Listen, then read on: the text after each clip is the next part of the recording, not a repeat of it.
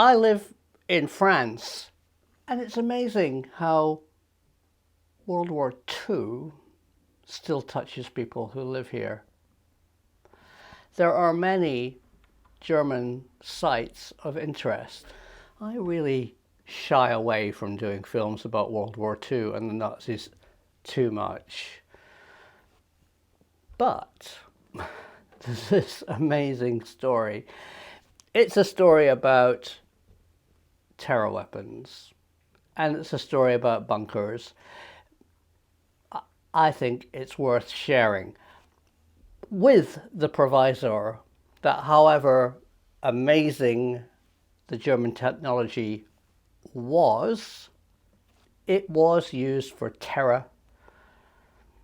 For every V2 launched, 4 prisoners died building it. Let's not forget the true horror. Keep that in mind.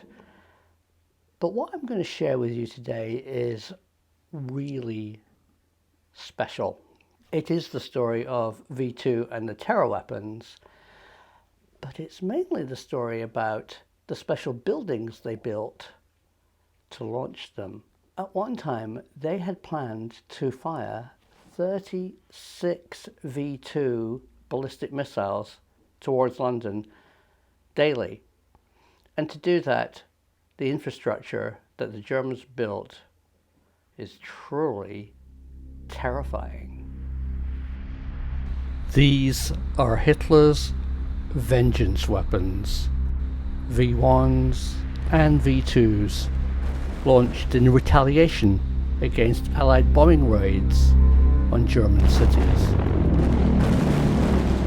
Nobody knew how Germany came to have such a technological lead.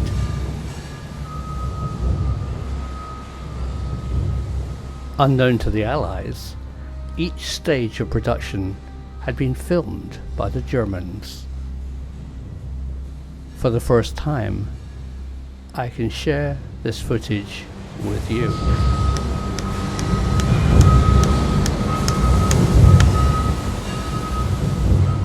Every component had to be especially designed and built by hand. Each V2 had 22,000 separate components, was just under 50 foot high, and fully laden weighed almost 13 tons.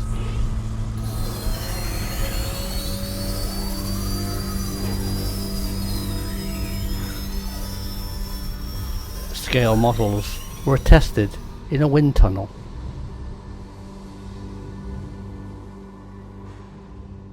But before the V2 was completed, the Nazis had the V1, a pilotless plane or a flying bomb.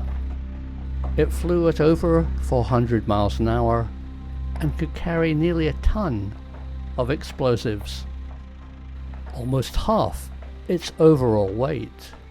The machine's greatest novelty lay in its engine design, a pulse jet, which drove it forward with a series of explosions in its combustion chamber. This produced a distinctive sound that could be heard for miles around. The flying bomb could not take off under its own power. It was launched using a reclined ramp or a catapult. Fuel was injected behind a piston in a tube, ignited, and as the gas expanded, it pushed the piston and the V2 up the ramp. At the end of the ramp, the piston dropped and the flying bomb's engine took over.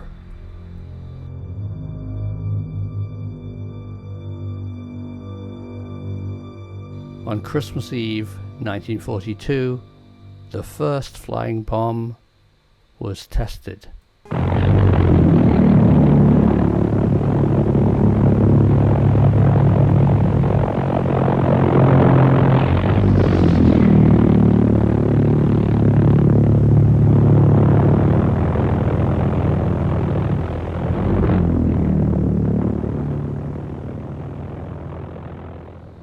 When the missile reached its target, having travelled a preset distance, a simple timer cut off the fuel and the V2 entered its 12-second death plunge.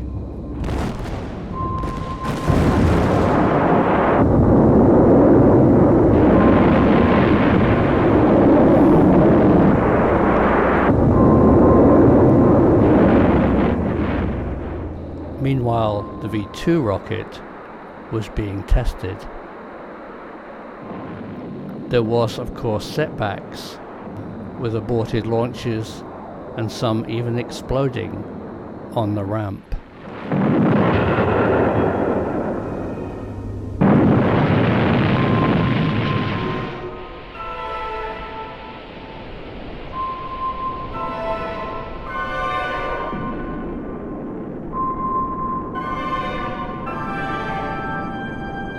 Eventually the Nazis succeeded at their deadly game and launched the first successful vengeance weapon.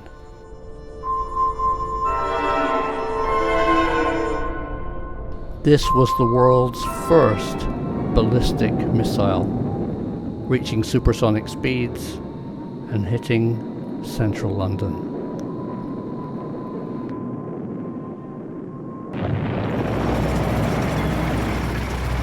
The V2 program was accelerated, and a major building program took place in northern France. The rocket's range was only about 300 miles, so the launch complexes had to be relatively close to Great Britain. These bunkers are some of the largest structures ever made of concrete. One had a roof over 3 meters thick. This was jacked up as lower floors were added, confusing aerial reconnaissance.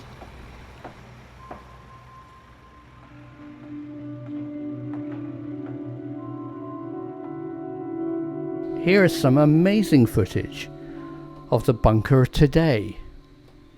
You can see how badly scarred it is, but because it's so strong, it was never completely destroyed.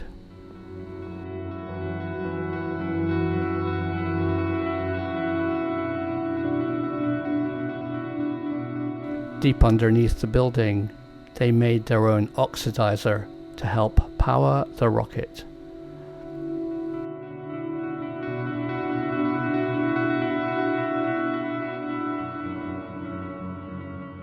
Today, when you look at these buildings, you see lots of bomb damage, but in fact, they were almost impossible to destroy with conventional bombs.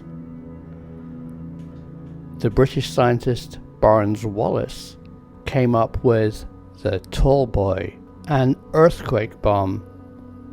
This was over 11 tons in weight, embedded itself into the ground and then exploded.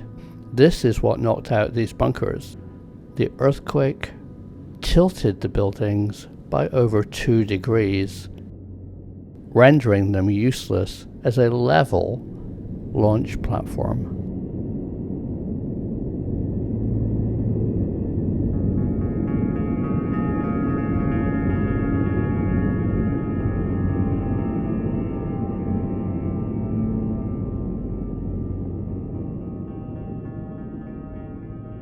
As part of the museum, there's also a V1 launch ramp. Here you can see the piston and the inclined ramp. Fascinating places to visit, but also a warning from history.